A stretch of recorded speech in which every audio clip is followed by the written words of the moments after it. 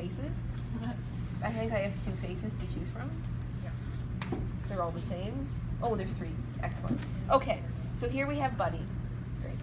So what you want to do is cut a piece of Mylar that's larger than the area that you're going to be encapsulating. Okay? Are you filming? Yeah. Awesome. Okay, I'll make sure and talk slowly so you can see. Okay, so as you can see, there's a lot of empty space around what you're doing. So we put the object on a piece of Mylar and we put a piece of Mylar on top. If you're going to be handling a lot of Mylar, I did a lot of prep. I wore gloves so that just so you don't have everything fingerprinty, but it's up to you. I just like to make sure it's pretty clean. Okay, so I have my guy underneath, and I'm going to put a weight on top for the time being, just so he doesn't shift. Covering his face right up. Next, we're going to be using a double-sided tape called 3M 415. It's a 3M product. Essentially, this adhesive is safe to be around archival items. It doesn't off-gas or change or do things. And I'm not sure about its reversibility, but it's the archival tape. So do not go to the dollar store and buy double-sided tape. You have to use the good material. It comes in different widths, and this is 1/4 inch. It's the smallest that you can buy. So what you're going to do is you're going to use, in this case, we're going to do 4 pieces of double-sided tape. And we're going to put the tape about 1/4 inch from the edge of the photo.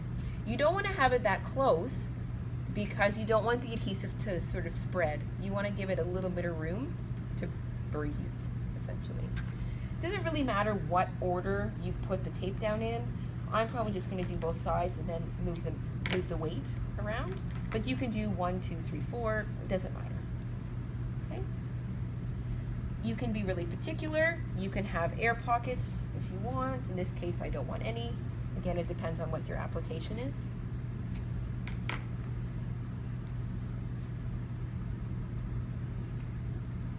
So you want the tape to cross over the other tapes or not? It can. In this case, I'm not going to, just for the demo part of it. I'm going to show. But if you did, it's fine. I would just make sure if they did cross, you did it in an order that you can peel it off. Okay. Because what you're doing is it has a paper backing that we're going to have to peel off after. So you don't need them to be touching. No, not necessarily. If they do, it's fine.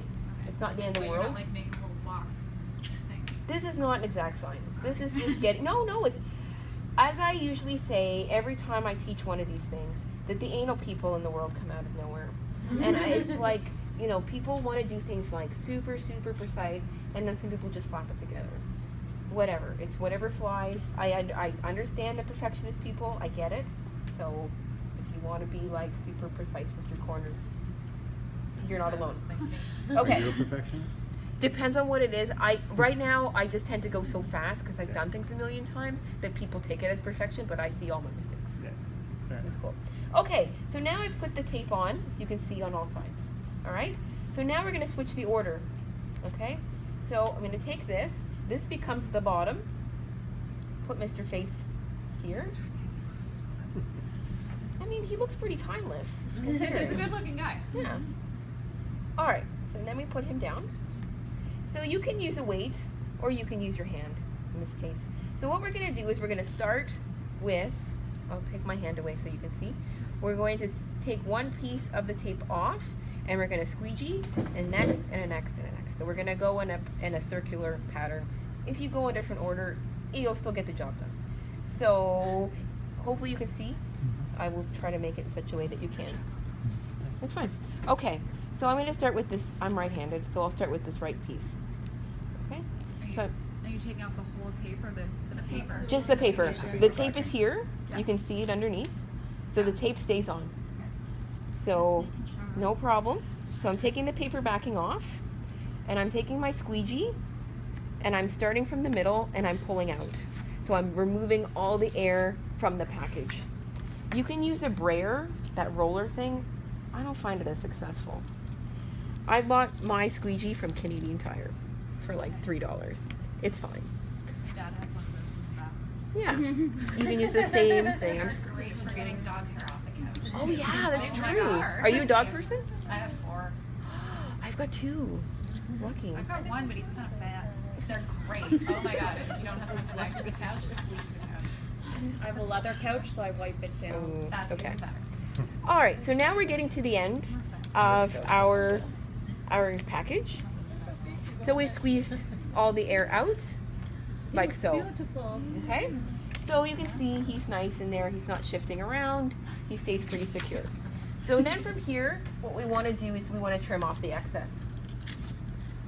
So it's not really airtight because the tape doesn't overlap, but that's cool. This is fine. I mean, I would probably be more concerned about something being airtight if it was moldy. Right, right. But then in other situations, I may not want it as airtight. So are you It's- cutting it beside the tapes? Yeah, I'm cutting about 1/4 inch from the edge. So I'm just sort of, I don't like when it okay. Are you cutting a 1/4 inch from the tape or from the Canadian? I'll show you.